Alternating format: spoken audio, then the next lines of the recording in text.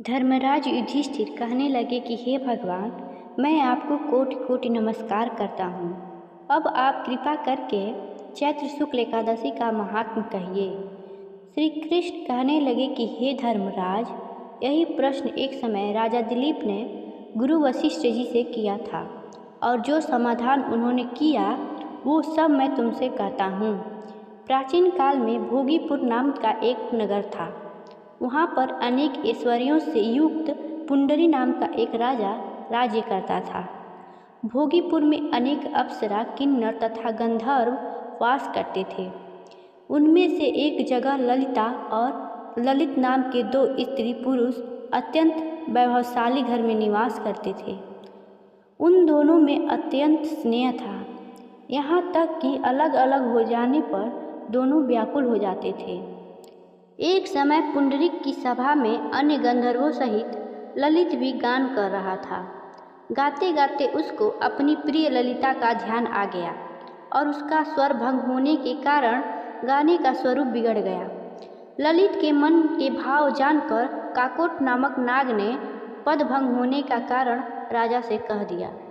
तब पुंडरीक ने क्रोधपूर्वक कहा कि तू मेरे सामने गाता हुआ अपनी स्त्री का स्मरण कर रहा है, अतः तू कच्चा मांस और मनुष्यों को खाने वाला राक्षस बनकर अपने किए कर्म का फल भोग। पुंडरीक के श्राप से ललित उसी क्षण महाकाय विशाल राक्षस हो गया। उसका मुख अत्यंत भयंकर, नेत्र सूर्य चंद्रमा की तरह प्रदीप्त तथा मुख से अग्नि निकलने लगी। उसकी नाक पर्वत की कंदरा के समान विशाल हो गई और गर्दन पर्वत के समान लगने लगी। सिर के बाल पर्वतों पर खड़े वृक्ष के समान लगने लगे तथा भुजाएं अत्यंत लंबी हो गईं। कुल मिलाकर उसका शरीर 8 योजन के विस्तार में हो गया। इस प्रकार राक्षस होकर वह अनेक प्रकार के दुख भोगने लगा। जब उसकी प्रीतमा ललिता को यह वृतांत मालूम हुआ तो उसे अत्यंत खेद हुआ और वह अपने पति के उद्धार का रास्ता खोजने लगी। वह राक्षस अनेक प्रकार के घोर दुख सहता हुआ घने वनों में रहने लगा। उसकी स्त्री उसके पीछे पीछे जाती और विलाप करती रहती।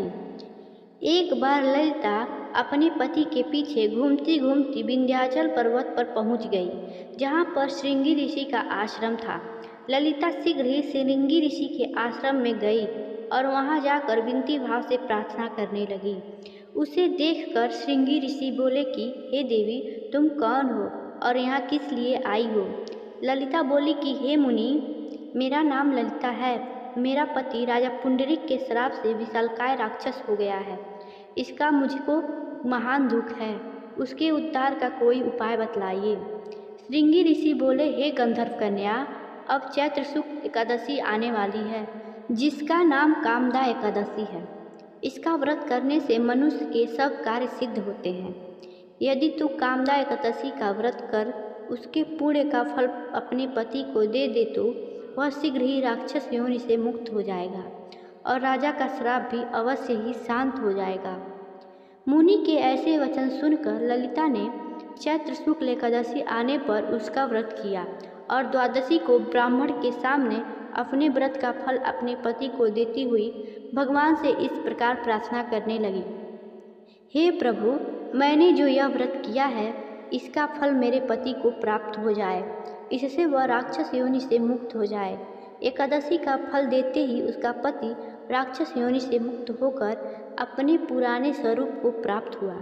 फिर अनेक सुंदर वस्त्राभूषणों से युक्त होकर ललिता के साथ विहार करने लगा।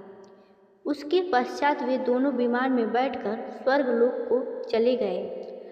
भगवान श्री कृष्ण कहने लगे कि हे राजन, इस व्रत को विधि पूर्वक करने से समस्त पाप नष्ट हो जाते हैं तथा राक्षस आदि योनियों से भी मुक्ति मिलती है।